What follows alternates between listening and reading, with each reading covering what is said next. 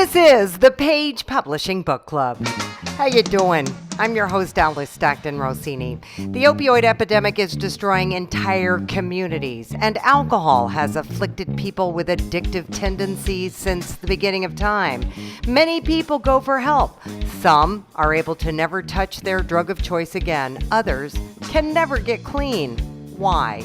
Roy Nichols became a counselor in northeastern Ohio almost a decade after he kicked drugs and alcohol, and the name of his book says it all. Who gets sober and who struggles to get sober? Well, first of all, there's no book like it on the market at all. The whole book is simply 80 questions, and then I discuss each question. I was working in the hospital as an addictions counselor. I also go to AA.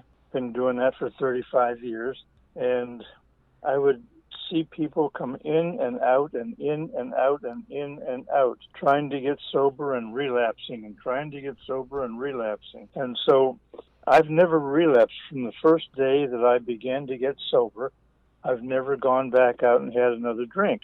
Well, what differentiates between the person who relapses and the person who doesn't? What's the difference? And that's really what the book is about. The book is 80 questions. Each question is really asking about a reason. Like, are you frequently bored or are you seldom bored? Do you usually have poor impulse control or do you usually have good impulse control? Do you embrace life or do you fight life? Do you let go and forgive or do you hang on and resent? Do you usually have poor impulse control? Do you usually have good impulse control? When things happen, you either react or you respond. Reacting is an impulse.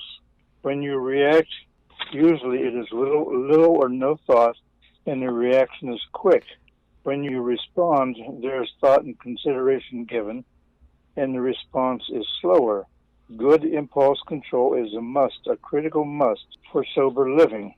Someone offers you a drink, there must be personal restraint, and the recovering person must have good command over the impulses, whether it's something minor like a comment that is unappreciated or something very major like your home being burglarized. If you don't have good impulse control, you're more likely to struggle more to get sober or to remain sober. Okay, so let me ask you this. If I have poor impulse control, I want a drink. Before I even think about it, I'm getting a drink. How do you stop that? Carefully. Is that a practice, or do some people have it and others don't? It's not quite as simple as that, but that is correct. You have to learn impulse control. Some people do have to learn it, yes. Others seem to have it. Do you give suggestions on how do I stop myself? Slow yourself down. Think before you move. Some people just react and they move too quickly.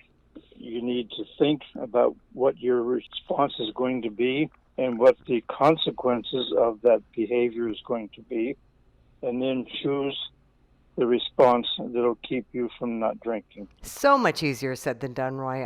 I hope you can get this to the people who need it the most.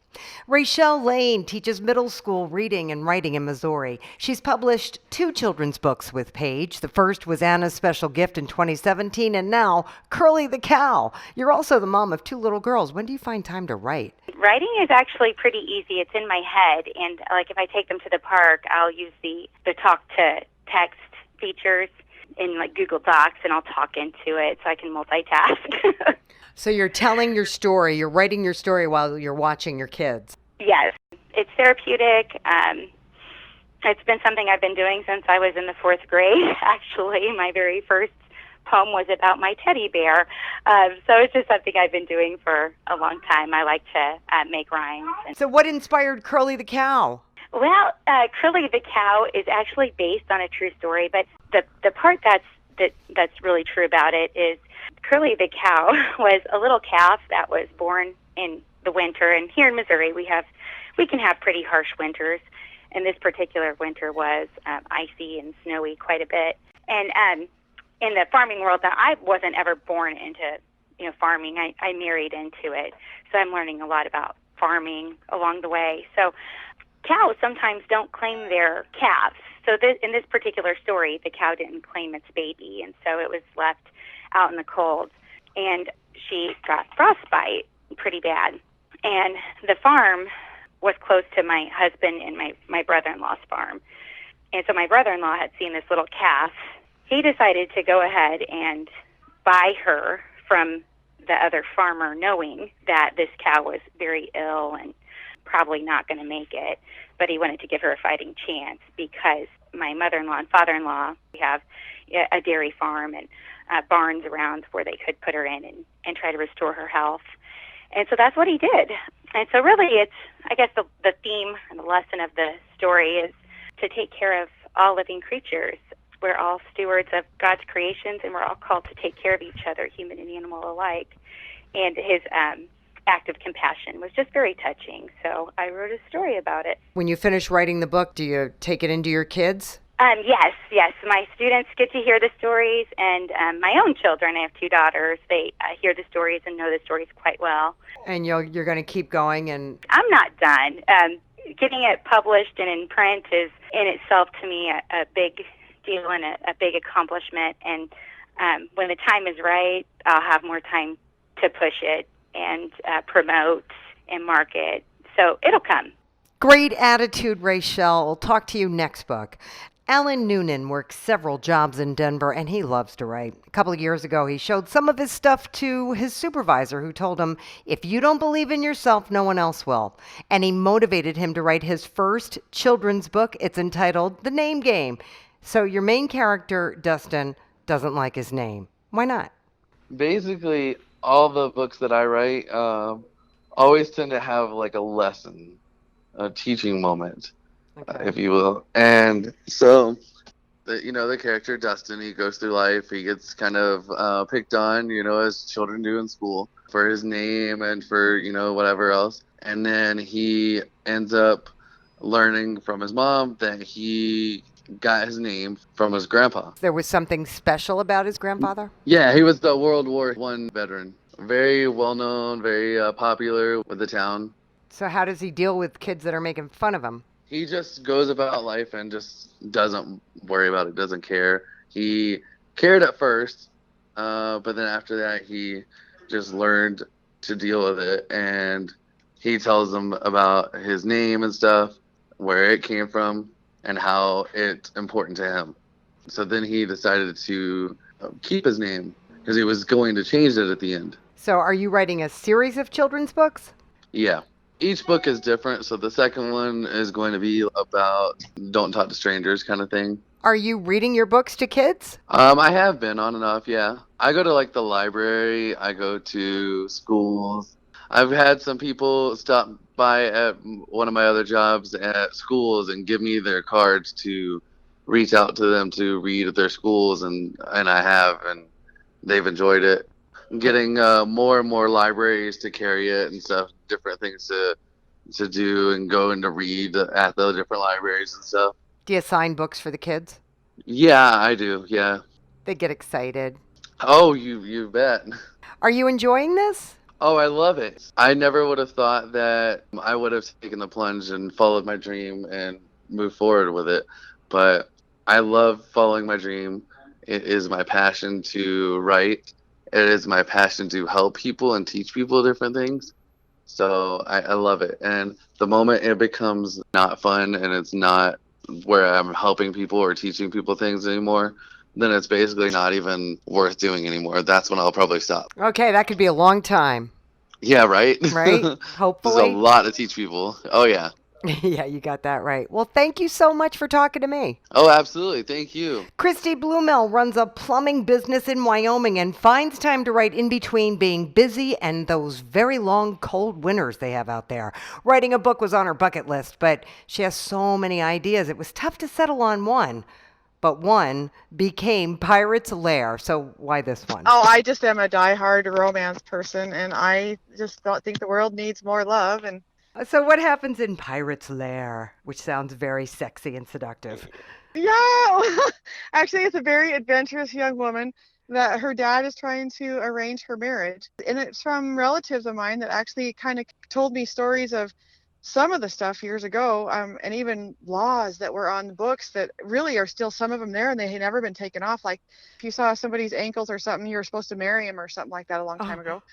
So I live in Wyoming. So, and I love Wyoming. It's very beautiful, but white sand and blue waters has always held a special place in my heart. So I decided to write it about that. And the whole story takes place in the Caribbean, and this world definitely needs a lot more fun and excitement. So she decides that she is not going to listen to her dad and a little bit independent streak and takes matters into her hands. And she masquerades as a cabin boy on a ship and meets the captain and has a whole bunch of adventures and ends up in the very end happy. I love happy endings. Books, movies. I like happy endings.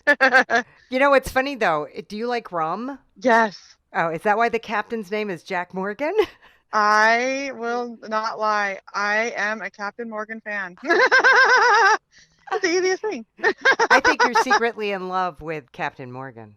Oh, if we ask any of my kids, they actually might agree with you, Alice. Yeah. So this is it. This book is one and done. She's masquerades as a cabin boy and has all of these adventures. The only thing I can tell you, I mean, and it's a little bit maybe even after myself, but I am probably the world's biggest klutz. So, of course, Claire in the book is probably one of the biggest klutz in the world as well.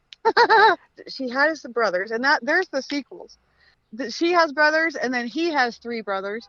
And growing up with 3 boys and growing up as a tomboy myself and really having a lot more boyfriends and then female friends, climbing a tree and jumping a fence and whatever, it was real natural. So she's a better swimmer than most. She can climb up the chains from boats. She can pick locks. She can do a lot of fun stuff. She also can read maps. And, back in those days, women were not supposed to do any of that. Women were supposed to be at home learning how to play the piano or whatever. They were not, or sewing. And she steals her brother's breeches and rides horses. And what year are we talking about? This is the late 1800s. Oh, yeah. Do people know you wrote this book? Do you have a copy laying on the counter at your plumbing store? Well, honestly, I give 3 out of 7 of the guys that work with me, they all said, I'll give it to my wife. And the other ones are like, honestly, I don't know if I've ever read a book in my life. I don't really think I should start now. No.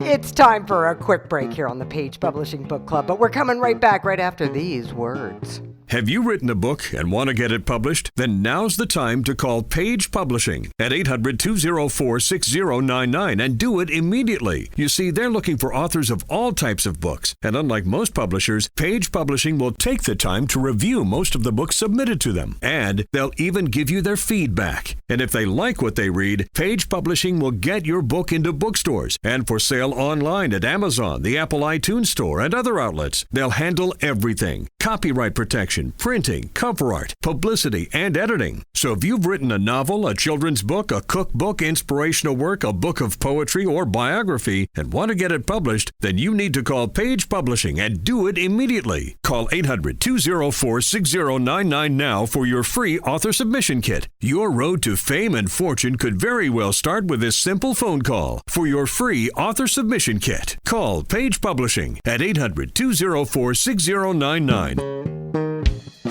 We are back on the Page Publishing Book Club. I'm Alice Stockton Rossini. Dina DeSico lives in Rye Brook, right outside New York City. She graduated high school in 2015 and just finished recording her first EP of original songs. To make money, she's a delivery driver, and her boss lets her promote her book. It's entitled The Magic Pickle, which was inspired by your dad, right? I really have a romantic tragedy, like a big chapter book novel that I haven't been able to write in it in a while. But yeah, my dad, he was kind of taking a while. He's like, you should really get, something out there. He's like, can you whip up something shorter? I was like, okay, what? He's like, how about a kid's book? I was like, okay. The message has to be about something I embrace every day, being yourself. So that's how it came about. And when I was younger, how kids have imaginary little characters or friends, it was something I've had with me for all these years. Then I was like, oh, I forgot about that. You were friends with the Magic Pickle? you know, like all these like cartoons. I was like, oh, the Magic Pickle, like that would like be my character, like just a little purple pickle. That just would have been my character, like if I was able to like draw it. Was there a pickle somewhere that inspired you, like a character of a pickle? Or actually, like, you know, the Peanut Man, like the guy with like a top hat and a Yeah. cane, like that. I think like that actually inspired it. But like, since I'm a girl, like I wanted it to be like feminine, more girly. So I was like, oh, she would be purple, and she would just have like a little pink like baby swirl of hair. Like that's it. Like she's not like a little dancer. Yeah. Then I just like remembered. I was like, oh yeah, I forgot like Petunia the Magic Pickle. Like I forgot about her. Like let's like bring her to life. So it's her first day of school, kindergarten to be exact. And right when she walks into the classroom, I know that feeling all too well. Like everyone's staring at her and she doesn't know why, but it's because all the other pickles in Pixville, like they're green, how pickles normally come colored, but like she's purple because that's just the way she was born. Her parents are a red and blue pickle because if you remember from art class, yeah, that makes purple. So like I am weird. Maybe there's something wrong with me. But then someone stands up for her and they're like, no, like, yeah, that's who you are. Like, it makes you unique. So, like, when she gets home from school, her parents ask, like, how was school? And she's like, it was great because I wasn't afraid to be myself. That's so sweet. Yeah, people are just trying to, like, change me and, like, rearrange me. That's what I say in one of my songs, actually. Like, yeah, one of them is about, like, self-love. So it kind of goes hand in hand with this message. Like, I don't know, like, I actually did consider changing for other people just so that I would fit and blend in. But I was like, I'd rather stand out, like, I don't want to like look like a clone like everyone else like in the world. Like there's a reason like I am who I am. So does Petunia Pickle sing? I got the opportunity to read to the elementary school I went to when I was a kid. And in the book she doesn't sing, but like since she's a self-representation of myself, like yeah, I like sing and I sung to them a little part of my song. Oh, The one sing that it goes- for me. Will you sing it for me? Wait, right now? Yeah. Oh, okay. It's called Me. They try to change me, rearrange me, think they can tell me who I should be, acting like they know me, better look closely, there's so much more underneath. Yeah, that's just a little bit. Nice, Dina. Thank you. Jessica K. Gillespie was a Minnesota kid with a wild imagination who wrote picture books, and now in her mid-20s, she's graduated to writing books. River Creek Stables Flying by Faith is her second book published by Page, inspired by her love of horses. River Creek is a racing farm in Kentucky, fictional racing farm. So I was about 11, so I was really big into reading a lot of books about horse racing at the time, and I wanted to make my own. So I just started writing down ideas on pieces of paper, and chapters started coming together, and I formed a book out of it.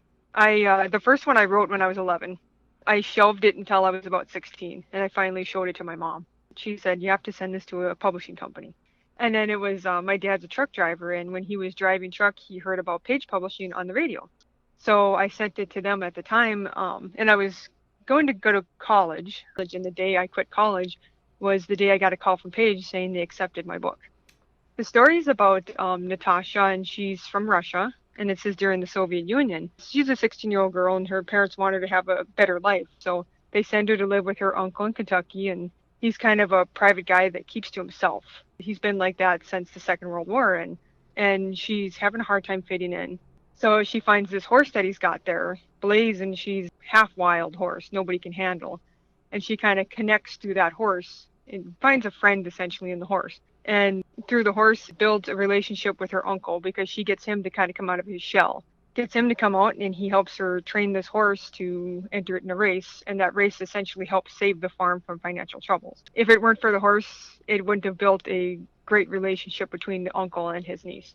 And you know about relationships that can develop between people and horses. Yeah, like the funny thing about that story, the first one is the connection between the girl Natasha and Blaze is actually based on a true story of me and one of my horses that I have.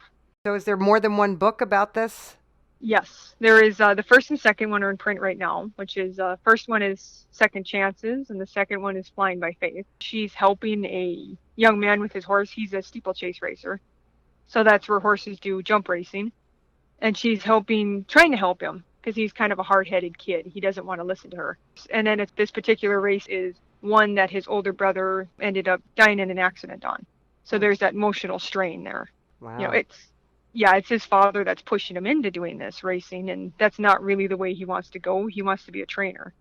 But he thinks if he can just finish up the racing on this one horse, this career, he's going to go into training. But his dad refuses to listen to him. So where are you reading this book? I went up to the librarian. I approached the librarian and we talked about it. And she was very open to doing a book signing because they've never done one before at their library. So she's very open to it. And she helped me initiate and get it going. And got a couple young readers and older readers interested. Almost everybody bought a book, or they bought two. They bought the first and second one. Some aspiring new writers that wanted to publish their work would come and ask me about it. Nice work, Jessica. That's exactly what you should be doing. Dan Tharp is a construction supervisor at a soon-to-be decommissioned nuclear power plant in California. When ideas hit him, he records or writes them down, particularly on long drives to and from work. He's been writing poetry for over 30 years, and North Side of the Grave is his fourth publication, inspired by his relationship with his girlfriend, Patricia. So this is a common theme in your poetry? I kind of plagiarize myself at times and kind of tie them together. So, I'll have a thought process going, and then something that I've written before kind of relates back to that, and then I'll just kind of tie them together. But it's generally, my poetry, I think, is mostly, it's just my life events, and I just put them in poetic form. Is there a particular one that sticks out for you in this book? In this particular book, I'm thinking it would probably be Beyond My Nights is the one that really stands out. Can you read a little bit of it? Oh, I could probably give it a shot. I'm a little shy about reading in person. All right, we're going to give it a shot. Beyond my nights. The smallness of the sparrow flitting upon the fence where it is sitting is as me upon the fence I sit. And so I flinch to see such sights, those visions of my days and nights, and I am torn upon this since I've lit.